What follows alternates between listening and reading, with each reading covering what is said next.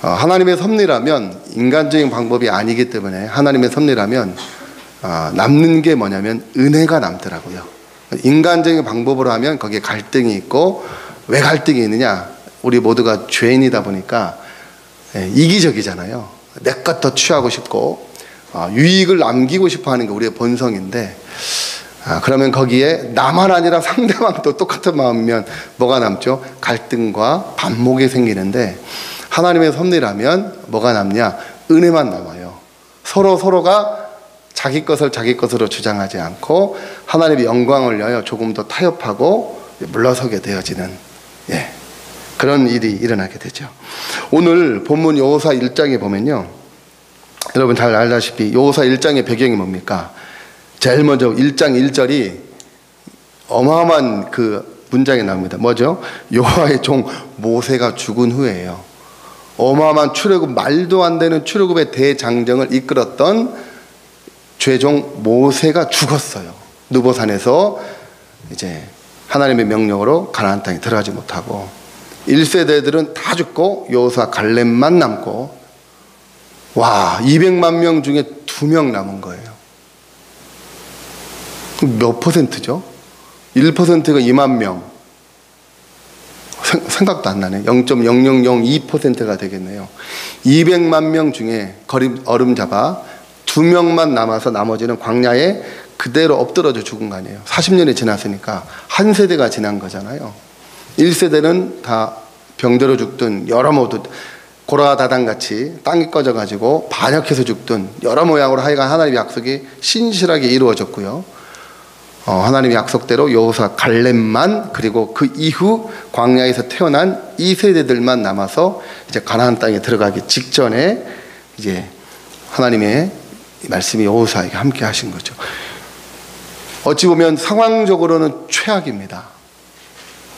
왜냐하면 그래도 광야 1세대들은 이제 우리 출애굽기 19장에도 보면, 17장에도 보면 아말렉 족속도 싸우고 여러 족속과 싸우면서 전투력을 어느 정도 키워줬는데, 2세대들은 그런 경험이 전혀 없어요. 가나안 땅에 대한 그런 것도 없고, 아버지 세대들이 죽은 것만 목도했죠. 2세대들이 남는 건 불안, 두려움, 염려 이거밖에 없어요. 거기에 이제 모세의 뒤를 이어 여호수아가 이들을 데리고 가야 되는 막중한 임무 가운데 얼마나 불안했을까, 얼마나 염려되고 불안했을까. 염려되고 불안할러 치면 여호수아만큼 이 상황적으로 어려운 분이 어디였을까 싶어요. 최고인 리더인 모세 죽고, 이때 하나님이 엄청난 부담을 가지고 있는 여호수아에게 나타나서 우리 편으로 따지면 막 전략을 세고, 여호수아야, 내가 가나안 땅에, 그렇다고 가나안 땅에 무혈 입성이 아니라 지금 거기에 이 소문을 듣고 연합 전선을 편 어마어마한 족속들이, 우리 그 12집 그 사람 중에, 정탐꾼 중에 10명은 가서 불평한 이유가 우리보다 키가 장대한 네피림 족속도 있다. 뭐 얘기하다 보면 한 2m가 넘는 족속이라고 하더라고요. 어마어마한 족속도 막 분포해 있고 어려운 가운데 있는 그들을 이길 수 있는 전략과 어떤 무기와 전술을 주면 괜찮은데, 그런 것이 아니라 하나님이 지금 나타나셔가지고 하시는 말씀이, 우리 뒤에 앉아있는 우리 아이들에게는 제일 듣기 싫은 말씀, 열심히 묵상하고 기도해. 더야, 또 했던 얘기 또 해. 그만해도 되는데 했던 얘기 또 해. 또 말씀 얘기야, 또 기도야, 이거잖아요. 1세대들이 어떻게 죽었는지도 보았는데도 지금 하나님이 여호수아에게 나타나서 다른 얘기하지 않고 뭐라고 하냐면 7절부터 극히 당하고 더욱 담대하고 두려워하지 말아라. 엄청 두려워하고 있는데 두려워하지 말라고 하는 거예요. 그러면 어떤 근거가 있어야 되잖아요. 내가 어떤 무기를 주겠다. 지금 뭐 이런 세계 정세 가운데 북한이 저 핵무장을 하고 있고, 그럼 우리 가운데도 핵무기를 주겠다. 막 핵무기를 100발 갖다 놓고 막 이렇게 하겠다, 이러면 좋은데, 마치 우리에게 하시는 말씀이 극히 강하고 담대하라. 그리고 말씀을 주자라 묵상해라. 전혀 우리에게 현실적으로 도움이 하나도 안 되는 이 말씀을 주님이 하시는 거예요. 이때 전열을 정비하고 전쟁을 위해 준비할 것이 많은데 전쟁 준비가 아닌 뭐냐면 더욱 말씀에 쉽게 얘기하면 꼴통이 되라. 더 말씀 묵상해라. 이제까지 했는데요. 아니 더 하라. 뭐 이런 요구예요. 어찌 보면 누구보다 가장 두렵고 큰 부담감을 가진 여호수아에게 하나님은 한치만 그러게 그럴까 고민하실 만도 한데 일체 고민도 없으시고 아예 그냥 대놓고 얘기한 거잖아요. 8절에 더해요. 율법책을 내 입에서 떠나지 말게 하라. 항상 말씀이, 저는 이거를 다르게 해봤어요. 염려를 이기는 방법은 아예 입에서 그냥 무의식적으로라도 감사가 나오게 하라는 거예요. 할렐루야. 해보십시오. 감사합니다. 감사합니다. 감사합니다. 감사합니다. 예, 이거를 24시간 해보세요. 감사합니다. 마음으로라도 주님 감사합니다. 만약에 길 가다가 딱 넘어지잖아요. 그러면 에이 짜증낸 게 아니라 길 가다 넘어지면 뭐라고 하라고요? 감사합니다라는 거예요. 감사합니다라는 거예요. 아예. 그러면 뭐가 염려가 왜 안 들어오겠어요? 염려 불안이 들어오죠. 우리는 마음에 공격이 되니까. 그러니까 주님의 방법은 그때 이것은 그냥 중얼중얼 무슨 주문 외우듯이 하는 것이 아니라 모든 순간에 이 말을요 이렇게 해석해 봤어요. 내 입에서 떠나지 말고 항상 모든 가운데 말씀을 이용하고 말씀을 가지고 대적하라는 뜻이잖아요. 감사하라. 이 말이 뭘까? 이걸 순간 놓치는 순간 우리 안에 뭐가 오죠? 불안, 염려, 근심. 개인만 해도 건강. 엊그제 수요일날 예수병원 저희 다녀왔어요. 건강검진. 좀 일찍 했으면 좋은데 이제야 돼가지고 선교사 검진을 하고 결과가 좋았을까 안 좋았을까요? 안 좋아요. 좋지 않아요. 지금 여러 가지로 상황적으로는 저희도 검진해 보니까 소견들이 있어가지고 이제 우리 강선교사는 후속 조치가 있어야 되는 가운데 있고 저도 근데 결과를 저는 어디서 받냐면 한국에서 받으면 좋은데 키르 가서 받아요. 이거를 키르 가서 2주 뒤에 보내주니까 키르 가서 이걸 결과를 받아야 돼요. 모르겠어요. 어떻게 될지 주님이 아시겠죠. 그런 가운데 하나님이 이 얘기를 하신 건 모든 순간 놓치게 되면 광야에서는 그런데 가나안 땅에서는 더욱 그러한 거예요. 광야에서 순간 주님을 놓쳤을 때 어떻게 엎드러진 일을 보았기 때문에 그런 방법은 하나다. 처음부터 하나님이 함께 하시는 것을 싸움의 승패는 여호와 하나님 우리와 함께 하시는 가가 있기 때문에 광야에서 순간 놓쳤고 우상 섬겼다가 폭삭 망한 거 아니에요? 불신했다가. 그러면 가나안 땅에 들어가면 이보다 더 잘 준비해서 가는 것이 아니라 처음 물근원으로 가봤더니 맨 첫 시작이 하나님이 우리와 함께 하시는 것을 경험하고 아멘하고 출발한 여정이니까 가나안 땅에는 아예 하나님을 바싹 붙어가지고 우리 애기들이 엄마 떨어지면 죽잖아요. 막 바지가랑에 붙들어가지고 이 뜻이 그렇게 하라는 거예요. 아예. 할렐루야. 더 하라는, 우리 교회뿐만 아니라 개인의 삶에 있어서도 더 그렇게 하라는. 사람의 소리에, 그런데 지금은요 사람의 소리에 귀 기울이도록 온갖 매체 여러 얘기들이 막 시끄럽게 나오잖아요. 어제 보니까 지금 산불이 막 일어나가지고 지금 나라 전체적으로 우리나라가 위기는 영적 위기의 어떤 상황이 있는 것 같아요. 느낌으로도 이렇게 느껴져요. 정치적으로도 여러 사회적으로도 산불로도 여러 가지로 지금 계속 우리 하나님이 이 모든 일들을 여하튼 우리 가운데 깨어나도록 주님이 사인을 주시고 있는 것은 분명하다는 생각을 합니다. 여러분 지금 그런데 아이러니하게도 우리가 지금 어떤 시기를 겪고 있냐면 시절을 보내고 있냐면 기독교적으로는 사순절 40일 동안의 사순절을 보내고 있고요. 우리 단톡방에 메일 올리고 있지만 무슬림의 라마단 기간을 같이 보내고 있어요. 지금 오늘 24일째인데 라마단 이제 3월 28일이 그들의 금식을 마치는 그런 이슬람의 5대 의무 중에 하나거든요. 우리가 살아가는 지금 이 순간도 세계 곳곳에서 러시아 우크라이나 전쟁이 끝나지 않았고 제가 지난주에 월요일날 이제 이스라엘 선교사님 만났는데 이제 휴전했는데 또다시 가자지구를 이제 폭격하고 있고 여전히 끝나지 않은 큰 두 전쟁과 내전과 와, 지금 처초의 기근과 지진과 이게 어디 나와 있다고요? 마태복음에 나와 있어요. 마태복음에. 언제? 그 끝날에, 마지막 날에 일어날 일들을 나열하고 있는 문장 하나하나, 단어 하나하나가 지금 우리 시대의 현실이 돼서 드러나고 있고 보고 있어요. 우리는 무엇을 보느냐? 결과를 보느냐? 아니, 이 모든 일들을 기록한 말씀을 보느냐? 이 믿음의 싸움이 지금 있다는 거예요. 자, 놀라운 건요, 무슬림들에게 이 가장 중요한 절기인 라마단 기간에 금식 기간을 보고 있고, 우리 또한 복음을 가진 기독교도 가장 중요한 절기, 십자가의 절기, 사순절을 보내고 있어요. 이때 한쪽은 5대 의무 중에 하나인 라마단을 보내므로 자신들이 구원을 받을 수 있다는 만족감을 채우는 가운데, 그런데 여러분, 저희가 현장에 있다 보면요, 무슬림 그 라마단 금식 기간에 같이 이렇게 보내고 있잖아요.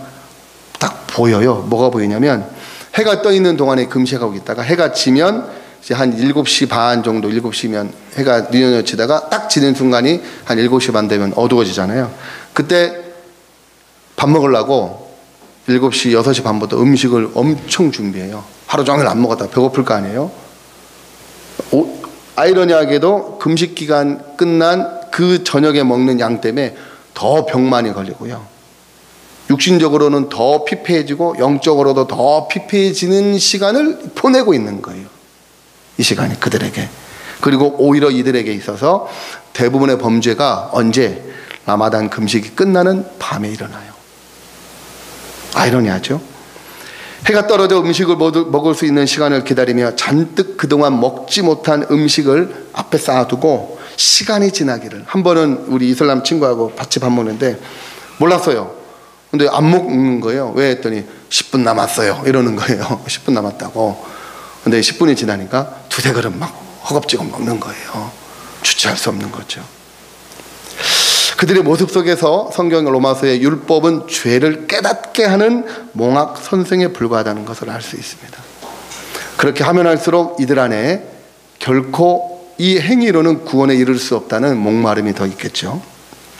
하나님 아세요. 그래서 만약 이것이 진리라면 십자가의 예수 그리스도를 못 박아 죽이실 필요가 없겠죠. 그러나 하나님은 아신 거예요. 우리의 죄악 문제가 외부에 있지 않고 어디에 있다? 우리 심령 안에 내면의 문제가 있다는 것을 하나님 아시기 때문인 거죠. 즉 마음이 부패하여 일어나는 범죄였던 거죠. 마음이 하나님을 떠나서. 고린도전서 1장 18절, 십자가의 도가 멸망하는 자에게는 어리석은 것이요 구원을 얻은 우리에게는 뭐가 된다? 하나님의 능력이 됩니다. 할렐루야. 아신 거예요. 로마서 17, 예레미야 10장 9절에 만물보다 심히 부패한 것은 뭐다? 우리의 마음이다. 누가 이를 알려마는. 로마서 3장 22절에 그래서 이제는 율법 외에 하나님의 한 의가 나타났으니 곧 율법과 선지자들에게 증거를 받은 것이라. 율법으로 되지 아니한. 그래서 이것이 골로새서 1장 28절에는 우리 안에 계신 예수 그리스도 곧 이것이 뭐다? 복음의 비밀이라고 했어요. 할렐루야. 왜요? 구약 성경의 예레미야 31장, 에스겔 36장 여기에는요, 하나님이 이렇게 구약에 이렇게 얘기해서 내가 너에게 새 영을 부어주겠다. 새 영을 우리의 심령 안에. 구약 선지자들이 내내 갈급했던 거. 하나님, 선민민족인 이스라엘이 왜 이렇게 쫄딱 망합니까? 왜 이렇게 됩니까? 해결할 수 없는 숙제였어요. 하나님이 우리를 택하셨는데 왜 우리 이렇게 범죄하고 하지? 하나님이 말씀하신 거예요. 옛 언약 돌판에 새긴, 겉에 새긴 것으로는, 율법으로는 절대 될 수 없는, 왜냐하면 마음이 부패했는데. 그래서 결론은 뭐다? 우리 안에 하나님이 임마누엘, 우리와 함께 하실 때 비로소 우리 안에 하나님을 사랑하고 하나님을 사랑하듯이 이웃을 사랑할 수 있는 새 마음을 주셔야 되는 거예요. 할렐루야. 이 일을 위하여 무엇을 하셔야 되느냐? 죄가 없어야 우리 안에 임마누엘 하실 수 있으니까 바로 거기에 반드시 필요한 십자가와 부활의 사건이 필요한 겁니다. 할렐루야. 그래서 예수님이 직접 오셔서 내가 곧 길이요 진리요 생명이니 나로 말미암지 않고는, 즉 예수 그리스도 외에는 구원을 받을 수가 없는 거예요. 예수 그리스도 외에는 없는 거예요. 왜 예수 그리스도여야만 되는지에 대하여 분명한, 그러니까 기독교가 다른 말로는 독선이라고 비칠 수도 있어요. 맞아요. 복음은 독선적이에요. 하나밖에 없기 때문에요. 이것만이 유일한 길이니까 다른 용어로는 독선이라고 하지만 반대로는 유일한 구원의 길이에요. 그러니 하나님의 아들 예수 그리스도가 십자가에 달려 죽으셔야만 될 만큼 저와 여러분은 어떤 뭐다? 죄 하나 된 죄인이에요. 할렐루야. 구원받을 수 없는 그런 존재라고요. 이걸 아는 자가 복된 자예요. 복 있는 자는 이라고 시편 1편 1편에 나오잖아요. 그래서 이런 목마름을 가진 자, 나로서는 될 수 없는 목마름을 가진 자에게 주님이 나타나셔서 성령으로 나타나셔서 내게로 오라. 내가 주는 물을 마시는 자는 영원히 목마르지 아니하리라. 주님이 하신 거예요. 우리의 문제가 밖으로부터 시작된 것이 아니라 바로 우리 내면 안에 있는 이 심령 안에 있는 문제이기 때문에 요한계시록 3장 20절에 주님이 우리 안에 들어오셔야 되는 문제예요. 근데 어떻게 이게 불가능하잖아요. 죄인인 우리의 심령에 들어올 수가 없어요. 그러기 위하여 우리의 이 심령의 부패한 심령을 다 갈아엎어서 새 마음이 되어지도록 할 수 있는 건 우리 힘으로는 안 된다는 거예요. 우리 힘으로는 안 된다는 거예요. 그럼 우리에게 나 안 되는구나. 그럼 어떻게 하지? 주님 나 살려주세요 라고 하는 목마름을 가진 자에게 주님이 십자가로 초대해 주셨고, 그의 죽으심과 갈라디아서 2장 20절에 내가 그리스도와 함께 십자가에 못 박혔나니, 주님이 이미 2000년 전 갈보리 언덕에서 죽으실 때 나 또한 나의 옛사람이 예수님과 함께 십자가에 죽었다는 것을 믿는 자에게 구원이 임한다. 할렐루야. 이 놀라운 복음을 주신 우리 주님을 찬양합니다. 로마서 8장 3절에 율법이 육신으로 연약할 수 없는 그것을 하나님은 아신다. 오늘 두 번째 본문 들어가면요, 아까 제가 사도행전 20장 이 말씀에 사도 바울이 에베소 교우들과 마지막으로 만난 가운데 유언과도 같은 말씀이에요. 이 말씀이 마치 마지막 만남인 것처럼, 실제로 마지막 만남이죠. 이 만남 이후 예루살렘으로 가서 체포되고 압송되어 로마까지 갔다가 거기서 순교하죠. 그러니까 누구보다 에베소 교우들에 대한, 직접 이제 세우게 된 에베소 교우에 대한 마음이 애틋합니다. 3년가량 이들과 함께 했죠. 그러면서 주님의 사랑을 전하던 바울에게 있어서 이제 몸으로는 떠나요. 그러니까 에베소 장로들과 성도님들이 바울이 지금 가면 마지막인 걸 이들도 알겠어요. 지금 분위기상 보니까. 그러니까 가지 말라 붙잡았죠. 그랬더니 사도 바울이 그렇게 얘기하잖아요. 23절에 나는 성령에 매여 이 길을 가는데 오직 나의 달려갈 길과 주 예수께 받은 사명 곧 하나님의 은혜의 복음을 증언한 일을 마치라면은 나의 생명조차 귀한 것으로 여기지 아니하노라. 복음을 만난 사도 바울이 기쁨과 감격 이 한마디로 표현할 수 있겠죠. 그러면서 32절에 이들을 주님 손에 의탁하는데 어떻게 하느냐, 주와 은혜의 말씀에 의탁한다 그랬어요. 그러니까 사도 바울은 성령이 나와 함께 하시는 이 복음이면 내가 지금 가지만 이들에게도 주님이 함께 하시고 나에게 생명이 된 이 말씀, 이 복음으로 이들에게 생명이 된다면 그것으로 충분하겠구나 라는 이 복음에 대한 자신감이 있었던 겁니다. 사랑하는 여러분, 저 또한 이제 열방으로 다시 발걸음 이제 안식년 1년 6개월 마치고 다음 세상 섬겼다가 이제 주님이 사인 주셔서 다시 옮길까 해요. 옮기면서 이제 우리 제주도에 계신 또 홀어머님 계시고 그리고 아내와 자녀들을 육신으로 잠시 남겨두는 것 같아요. 혼자 출정하면서 이제 기다리고 있습니다. 인간적으로는 염려되고 건강 육신적으로 걱정되는 것 사실인데요. 근데 주님은 제자들을 남기면서 갈 때 그렇게 하셨더라고요. 내가 너희를 떠나가는 것이 유익이다. 왜냐? 예수님이 가셔야 성령님이 함께 하시니까. 그런데 저 또한 함께 한다고 이들을 항상 지켜줄 수 있는 것 아니더라고요. 나를 지켜주시고 나를 보호해 주신 분이 성령님이시기 때문에 사랑하는 주님이 사랑하는 우리 가족과 이제 믿음 생활 시작하시는 어머님과 함께 하시면 충분하겠더라고요. 할렐루야. 그래서 오늘 바울의 마음이 이해가 됐어요. 주와 은혜의 말씀에 의탁하오니, 이 말씀이 여러분을 능히 든든히 세우사 거룩하게 하심을 입은 모든 자 가운데서 기업이 있게 하심이라. 와, 바울이 만난 이 복음에 대한 어마어마한 자신감. 만약에 이 말씀이 믿어지지 않았다면요, 얼마나 불안하며 매일 염려하며 살 수밖에 없는지. 그런데 사랑하는 주님이 나보다 나를 더 잘 아시고 주님께 사랑하는 가족을 맡기고 의탁하며 이 걸음 달려가고자 합니다. 사선절을 통해 주님의 사랑을 깊이 알아가는 우리 복된 시간 여러분 되고 계시죠? 찬송가 305장에 나 같은 죄인 살리신 존 누턴이라는 이분 목사님이시면서 전직 노예 상인이죠. 이가 복음을 만나고 목회자가 되어서 나중에 노년이 되어 병상에 있을 때 그에게 한 분이 나타나서 마지막 소회를 부탁했을 때 얘가 그렇게 얘기했다죠. 주님 앞에 갈 날 얼마 남지 않은 가운데 자기가 매일 깨달아지는 두 가지 변함없는 사실이 있는데, 첫 번째로는 내가 주님 앞에 얼마나 용서받을 수 없는 자인지가 더 분명해진대요. 어제보다 오늘 조금 더 복음으로 살아서 의롭게 되어지고 나 뭔가 주님께 구원받을 자격 있어라고 생각할 만도 한데, 아니요, 시간이 지나면 지날수록 어제보다 오늘 내가 더 주님 앞에 용서받을 수 없는 자인지가 더 깨달아진대요. 더 시간이 갈수록, 죽을 날이 가까울수록 나 진짜 소망 없는 자였네, 나 진짜 구원받기 합당하지 못한,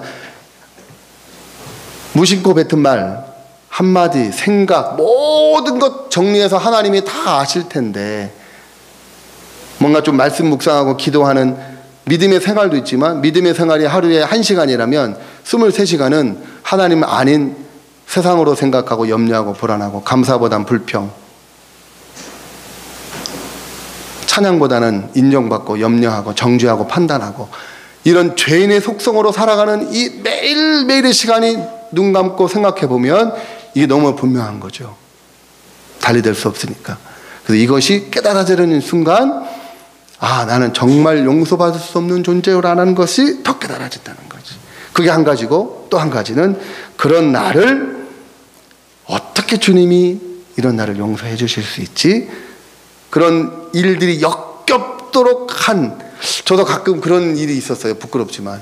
한번 저도 가족에게 또 아는 분들에게 이 말로 입으로 상처 준 일들이 얼마나 나는 아니라고 스스로 자부했는데, 아니요, 돌아보니까 제가 받은 상처가 하나라면 나는 10개 10배로 갚아주는, 와, 이런 존재였더라고요. 막 그런 일들이 생각나면요, 저 스스로도 소스라치게 놀라요. 이게 나야? 근데 주님이 말씀해 주세요. 이보다 더 심했다. 이렇게 얘기해요. 와, 어떤 이런 나를 주님 용서해 주실 수 있지? 바로 이런 십자가의 사랑이 오늘도 나를 살게 하는 이유가 되어짐을 저 또한 고백하게 됩니다. 아멘이시죠? 자, 사랑하는 여러분, 말씀 이제 정리합니다. 우리 모두는 머지않아 주님 앞에 서게 될 거예요. 주님은 목양하는 주의 종들에게는 한 영혼을 맡기셨고, 또한 주님의 종을 따르는 성도들에게는 함께 하나님 나라를 세워감에 있어 서로 사랑함으로, 주님 그 생각 들어요. 여러분, 우리 주님 앞에 섰을 때 너 몇만 명 된 교회를 다녔냐, 너 몇만 명 목회했냐, 안 물어보세요. 주님 물어보시는 거, 베드로에게 요한복음 21장에 너 나 사랑하냐 물었을 때 내가 주님을 사랑하는 줄을 주님이 아십니다. 자기 스스로도 사랑할 수 없는 존재를 결국 알고 보니까, 나 주님, 여러분 이 시간 우리 여기 있는 거 이유 하나잖아요. 피곤하고 힘들고 지치고 다른 것도 있지만 주님 사랑해서 이 자리에 나온 거 맞잖아요. 할렐루야. 그거잖아요. 주님 사랑해서 이거인 거예요. 만약 환경 보고 했다면 좀 더 편안하게 10,000명 된 교회 뒤에 몰래 있다가 꼬박꼬박 졸다가 에이 예배 끝나고 집에 가도 돼요. 그리고 주님 저 왔다 예배 드리고 갑니다. 도장 찍고 갈 수도 있어요. 그렇죠? 근데 목사님 이 앞에 있으면 다 한눈에 다 보이잖아요. 우리 성도님들 다 보여요. 졸지도 못해, 피곤해서. 주무시지도 못해요. 그러잖아요. 그런데 불구하고 주님 앞에 섰을 때 베드로에게 그 얘기 하셨잖아요. 내 양을 먹이라. 내 양을 먹이라. 한 양 맡겨주셨더라고요.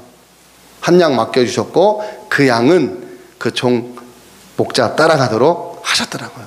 주의 종에게도 그거 물으시고 양에게도 그거 물어보시더라고요. 그래서 요한복음 15장에 너희가 서로 사랑함으로 비로소 다른 이들이 우리를 예수님의 제자임을 알게 될 것이다 라고 말씀하셨다는 거예요. 할렐루야. 마지막으로 시골에서 목회하시는 한 지인 목사님 잠깐 얘기하고 마칠까 해요.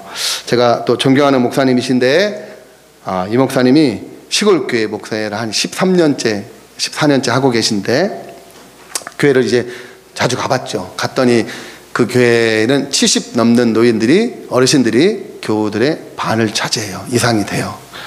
근데 한 번은 이제 목사님도 이제 한 50 후반 되셔서 몇 년 전에 이제 잠깐 만났을 때 이제 왜 그런 마음 안 들겠어요? 저 어디냐 경기도 쪽에 가서 큰 교회 또 담임하고 싶기도 하고 이런 마음 왜 안 인간적으로 다 듭니다. 맞아요.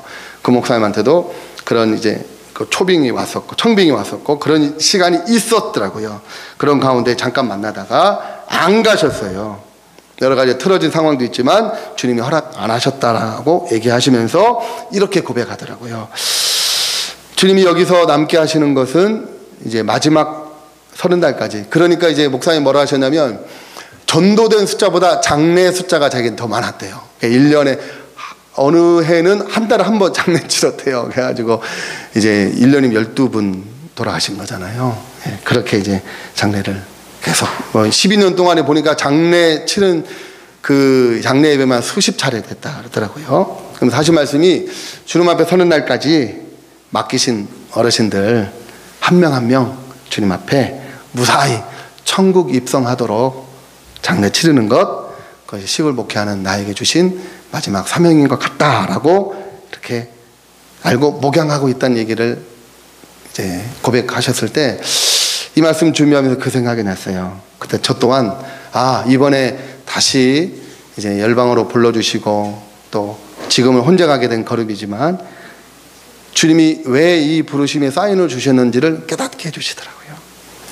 바로 그 땅에 있는 한 영혼이 제가 만났던 많은 영혼들 생각이 났고 그들 영혼 가운데 한 영혼이 주님께 돌아올 수 있다면 지금 여러분 무슬림 기도할 때 한 영혼 한 영혼의 예화가 들어있잖아요. 거기 제목 중에 그 예화 카밀라 오늘 아침에는 아흐메디라는 이디오피아 아모로 종족의 그 한 청년 한 영혼 한 영혼이 어떻게 주님께 돌아오는 드라마틱한 얘기들이 있어요. 우리의 방법으로 우리 같이 길거리 전도할 수도 없는 이런 가운데 목마른 이 영혼을 아시고 주님이 만나주시고 심지어 꿈과 환상으로 만나주시면서 이들이 죽게 돌아오는 이 과정, 드라마틱한 과정을 짧게 얘기하잖아요.